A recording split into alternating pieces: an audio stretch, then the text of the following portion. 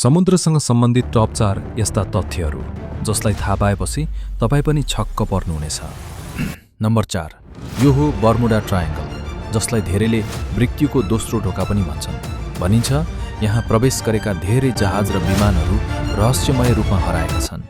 यस क्षेत्रसँग सम्बन्धित अनेकौं कथाहरू र रहस्यहरूले संसारभरका मानिसहरूलाई आजसम्म पनि चकित बनाइरहेका छन्। नम्बर 3, समुद्र कति गहिरो छ भन्ने कुरा आजसम्म पूर्ण रूपमा थाहा हुन सकेको छैन। वैज्ञानिकहरूले हालसम्म समुद्रको सानो भाग मात्र अध्ययन गर्न सकेका छन्। अनुसन्धानका क्रममा उनीहरूले यस्ता अनौठा जीवहरू फेला पारे जसले समुद्री संसार अझै कति रहस्यमय छ भन्ने देखाउँछ। नम्बर 2, जसरी समुद्रको सतहमा बर्मुडा ट्रायङ्गलको चर्चा हुन्छ, त्यसरी नै समुद्रको गहिराईमा केही क्षेत्रहरू यस्ता छन् जहाँ अक्सिजनको मात्रा अत्यन्त कम हुन्छ। यस्ता क्षेत्रलाई डेथ जोन भनिन्छ, जहाँ धेरै समुद्री जीवहरू बाँच्न सङ्घर्ष गर्छन्। नम्बर 1, समुद्र अनगिन्ती रहस्यहरूले भरिएको छ। सन् 1997 मा वैज्ञानिकहरूले समुद्रको गहिराईबाट आएको एउटा अनौठो आवाज रेकर्ड गरेका थिए, जसलाई ब्लूप नाम दिइयो।